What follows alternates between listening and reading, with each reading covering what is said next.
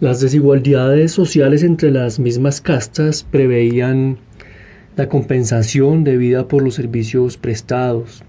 El bienestar de la sociedad requiere que algunas personas asuman responsabilidades superiores a la media, a costa de hacer sacrificios de consideración.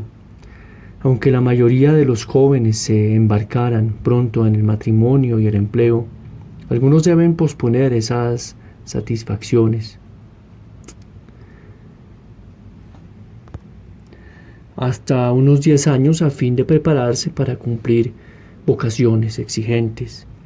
El asalariado que sale de su trabajo a las 5 de la tarde ha terminado con él por el día. El empresario se lleva a casa las preocupaciones inherentes a su condición y a menudo también trabajo extra. La cuestión reside, por una parte, en si los empresarios estarían dispuestos a cargar con sus responsabilidades sin recibir una compensación adicional y por otra, si sería justo pedirles que así lo hicieran. La India nunca confundió la democracia con la desigualdad. La justicia se definió como un estado en el cual los privilegios eran proporcionales a las responsabilidades, sin recibir una compensación adicional. Por tanto, en materia de poder salarial y social, los administradores, la segunda casta, ostentaba la supremacía, mientras que en lo relativo al honor y al poder psicológico, ésta recaía en los brahmanes, pero solo de acuerdo con el ideal, porque sus responsabilidades eran proporcionalmente mayores.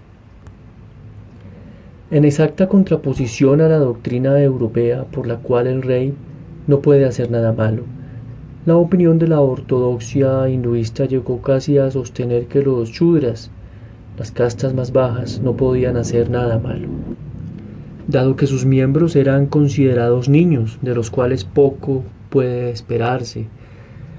La clásica doctrina legal estipulaba que por el mismo delito el castigo para el vaishya productor debe ser el doble del que se aplica al shudra, 2 veces mayor aún para el kshatriya administrador y entre 2 y 4 veces mayor todavía para el brahman. La casta más baja de la India estaba exenta de muchas formas de prohibida y renuncia a las que estaban sometidas las clases más altas. Por ejemplo, las viudas podían volver a casarse y la prohibición de ingerir carne y alcohol eran menos rigurosas. Puesto en términos modernos, el ideal de casta sería como sigue. En la parte inferior de la escala social hay una clase de trabajadores rutinarios, domésticos, obreros y labradores temporeos, capaces de realizar tareas invariables, pero que, por tener una mínima autodisciplina, deben fichar para justificar un jornal, y están poco inclinados a sacrificar la gratificación presente a cambio de beneficios a largo plazo. Justo encima de esta clase se encuentran dos de los técnicos. En las sociedades preindustriales eran artesanos, pero en las industriales son personas que entienden de máquinas, las reparan y las mantienen en funcionamiento. Luego viene la clase empresarial, que en su rama política incluye funcionarios de partidos políticos y representantes electos; en la militar, oficiales y jefes de Estado Mayor; y en la industrial, empresarios, administradores, miembros de las juntas y jefes ejecutivos. Pero si la sociedad debe ser no solo compleja, sino también buena, si debe ser tanto sabia e inspirada como eficiente, debe haber por encima de los administradores una cuarta clase, superior en estima pero no en compensación económica, puesto que una de las distinciones que define esta clase es su indiferencia a la riqueza y al poder, que en nuestra sociedad especializada incluye a los líderes religiosos, los maestros, los escritores, los artistas. Estos reciben el adecuado nombre de videntes en el sentido literal de la palabra, puesto que son los ojos de la comunidad, al igual que la cabeza, administradores. Descansa sobre el cuerpo, trabajadores y técnicos. Los ojos se encuentran en la parte superior de la cabeza. Los miembros de esta clase deben tener el poder de voluntad necesario para combatir el egoísmo y las seducciones que distorsionan la percepción. Infundan respeto porque los demás reconocen su propia incapacidad para controlarse como ellos y porque aceptan la verdad de lo que les dicen los videntes. Es como si los videntes vieran con claridad lo que los demás no sospechan, pero esa visión es frágil y solo produce criterios bien fundados cuando se la protege con cuidado.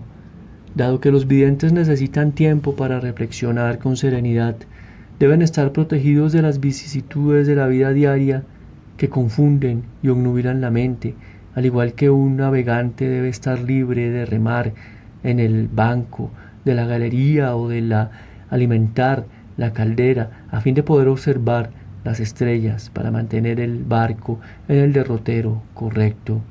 Por encima de todo, esta última casta debe estar protegida contra el poder temporal. La India considera irrealista el sueño de Platón, del rey filósofo, y es verdad que cuando los brahmanes asumieron el poder social se corrompieron, dado que el poder temporal somete a quien lo ostenta a presiones y tentaciones que en alguna medida refractan el juicio y lo distorsionan. El papel del vidente no es castigar sino aconsejar, no es conducir sino orientar, al igual que la aguja de un compás. Protegida para que pueda señalar, el brahman debe comprobar y luego indicar el verdadero norte hacia el significado y el propósito de la vida, trazando el camino para el avance de la civilización. La casta, cuando se ha corrompido, está repugnante como cualquier cuerpo en descomposición. Cualquiera que haya sido su naturaleza original, con el tiempo ha llegado a desatender la visión de Platón que un padre de oro puede tener un hijo de plata, o un padre de plata puede tener un hijo de oro, por lo cual debe producirse un cambio en el rango. El hijo del rico debe ascender a la escala social y el hijo del artesano debe ascender en ella, porque un oráculo dice que el Estado se acabará si lo gobierna un hombre de bronce o de hierro, como ha escrito uno de los defensores más serios y recientes de la idea básica de la casta. Podemos esperar que el desarrollo venidero permitirá, como cambio fundamental, el matrimonio entre distintas castas y la elección o el cambio de ocupación bajo ciertas circunstancias, aunque reconociendo el deseo general de que el matrimonio se celebre dentro de la misma casta y de que se persigan las mismas profesiones de los padres. En la medida en que la casta se ha convertido en sinónimo de rigidez, exclusividad y privilegios inmerecidos, los hinduistas de hoy trabajan para erradicar la corrupción dentro de su gobierno. Pero son muchos los que todavía creen que para resolver el problema que ningún país ha solucionado hasta hoy, el de cómo debe estar ordenada una sociedad para asegurar el máximo de juego limpio y creatividad, las tesis básicas de la casta siguen mereciendo atención. Hasta ahora hemos abordado el hinduismo en términos de su importancia práctica, comenzando por el análisis de lo que la gente desea. Hemos seguido las sugerencias sobre las formas de satisfacer los deseos y las respuestas apropiadas para las diversas etapas y clases sociales de la vida humana. En las secciones restantes de este capítulo, el enfoque se centrará en lo teórico, no en lo práctico, señalando los principales conceptos filosóficos con que se anima el hinduismo. Tú, ante quien todas las palabras retroceden. El primer principio del arreglo floral japonés, el ikebana, es aprender que debe omitirse. Los hinduistas insisten en que este también es el principio que debe aprenderse al hablar de Dios. El ser humano trata siempre de asir la realidad con palabras y al final se encuentra con que el misterio rechaza su discurso y con que sus sílabas son tragadas por el silencio. El problema no reside en que nuestras mentes no sean suficientemente inteligentes. El problema es más profundo. Las mentes, tomadas en su sentido ordinario y superficial, no son el instrumento adecuado para el intento. Por consiguiente, el efecto es como tratar de sacar agua del mar con una red o enlazar el viento con una cuerda. La impresionante oración de Shankara, el Tomás de Aquino del hinduismo, comienza con la invocación, oh tú, ante quien todas las palabras retroceden. La mente humana ha evolucionado para facilitar la supervivencia en el mundo natural.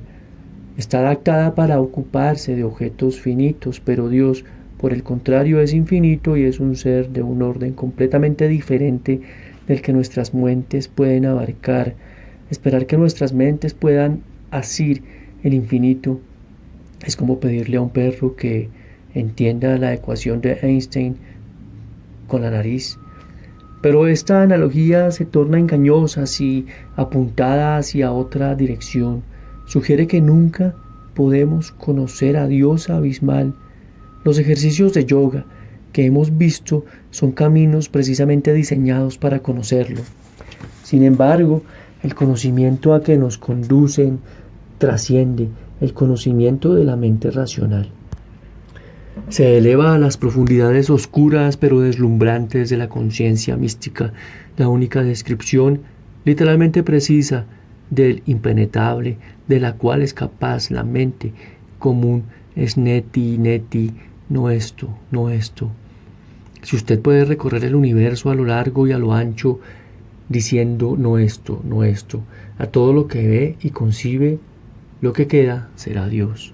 Y sin embargo, no pueden evitarse las palabras ni los conceptos, por ser los únicos instrumentos de que dispone nuestra mente. Todo avance consciente hacia Dios debe hacerse con su ayuda, aunque los conceptos nunca puedan conducir a la mente a su destino, si pueden apuntar hacia la dirección correcta. Podemos comenzar simplemente con un nombre al cual dirigir nuestros pensamientos. El nombre que los hinduistas dan a esta realidad suprema es Brahman, cuya etiología es dual porque se deriva de Vere, respirar, y de Bri, ser grande. Los atributos principales vinculados al nombre son Sat, Chit y Ananda. Dios es ser, conciencia y dicha. Realidad absoluta, conciencia absoluta y dicha absoluta, más allá de toda posibilidad de frustración. Esta es la visión hinduista básica de Dios. No obstante, ni siquiera estas palabras pueden pretender describir a Dios de forma literal, puesto que los significados que tienen para nosotros son radicalmente distintos de los sentidos con los que se aplican a Dios. A duras penas tenemos una sospecha de lo que puede ser el puro ser, el ser infinito sin excluir absolutamente nada. Lo mismo sucede con la conciencia y la dicha. Según lo formulara Spinoza, la naturaleza de Dios se parece a nuestras palabras tanto como se parece una estrella del Can Mayor a un perro. Lo más que puede decirse de estas palabras es que son orientadoras y como tales es mejor que nuestras mentes sigan la dirección que señalan y no la contraria. Dios se encuentra en el lado más alejado del ser como lo entendemos nosotros, que no la nada, más allá de las mentes como las conocemos nosotros, que no arcilla inanimada, más allá del éxtasis, que no agonía. Esta es la distinción que deben correr las mentes para tener una visión de Dios, ser infinito, conciencia infinita, dicha infinita. Todo lo demás es en el mejor de los casos comentario y en el peor retracción. Hay subios que pueden vivir en esta atmósfera austera y conceptualmente transparente del espíritu y encontrarla vigorizante. Ellos pueden entender, al igual que Shankara, que el sol brilla aunque no haya objetos sobre los cuales brillar. Pero la mayoría de los seres humanos no pueden ser captados por abstracciones de alto grado. El que C.S. Lewis se encuentre entre estos es prueba de que sus mentes no son inferiores, sino diferentes. El profesor Lewis nos cuenta que en su infancia sus padres constantemente lo instaban a no pensar en Dios en términos de formas, pues éstas solo podían limitar su infinidad. Él hizo lo posible para seguir esas instrucciones, pero la idea más aproximada que alcanzó a tener de Dios sin forma fue un infinito mar de tapioca gris. Los hinduistas dirían que esta anécdota pone de relieve la circunstancia del ser humano cuya mente debe centrarse en algo concreto y representativo para encontrar un significado que se sustente por sí mismo. La mayor parte de las personas encuentran imposible concebir algo que se aleje mucho de la experiencia directa y mucho más sentirse motivadas por ello. El hinduismo aconseja a esas personas que no intenten pensar en Dios como la suprema instancia de las abstracciones, como el ser o la conciencia, sino en pensar en Él como el arquetipo de la más noble realidad que se encuentran en el mundo natural. Esto significa pensar en Dios como la persona suprema, Ispara o Bhagavan, porque las personas son la corona más noble de la naturaleza.